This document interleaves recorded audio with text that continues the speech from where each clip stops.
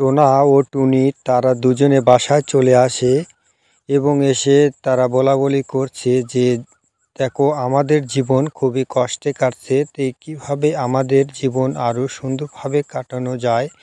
যেহেতু আমাদের বাসায় তিনটা ছানা উঠেছে, তো এই দুটো ছানাকে আমাদেরকে যেভাবে হোক কোনো একটা ব্যবস্থা করে দিতে হবে, আর তা না হলে কিন্তু হবে না। তখন টোনা আর টুনি অনেক চিন্তা ভাবনা করে ছানাদেরকে বলে যে তোমরা আগে বড় হও, তারপরে তোমাদের একটা ব্যবস্থা করে দিব। এই বলে ছানারা অনেক খুশি হয়ে যায়। তখন টুনি বাচ্চাদেরকে বলে যে ও ঠিক আছে, তুমি কোনো চিন্তা করো না, তোমাদের বাচ্চার ব্যবস্থা করে দিব আমি। এদিকে টোনা বাচ্চা নিয়ে সামলায়। এভাবে আস্তে আস্তে দিনগুলো কেটে যায় এবং ছানাগুলো বড় হতে থাকে। এবং ছানাগুলো যখন বড় হয়ে যায়, টোনা তখন খাবারের খোঁজে জঙ্গলে চলে যায় এবং টুনি মা ছানাগুলোকে নিয়ে বাসায় থাকে।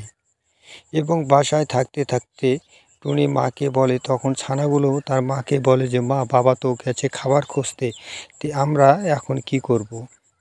তখন টুনি মা বলে যে তোমরা কোনো টেনশন করো না, তোমরা বাসায় যাও, বাসায় গিয়ে রেস্ট নাও, আমি দেখি কি একটা ব্যবস্থা করা যায়।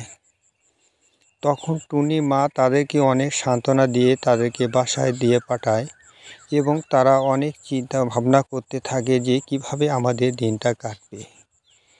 এদিকে আরেকটি ছানা তখন টুনি মা আরেকটি ডিম দেয় এবং ডিম থেকে তখন আরেকটি ছানা হবে।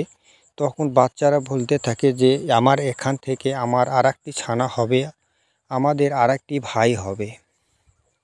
তখন টুনি মা ছানাগুলোকে বলে যে আচ্ছা ঠিক আছে, ভাই হলে তোমরা তো খুশি হবে, তাই না?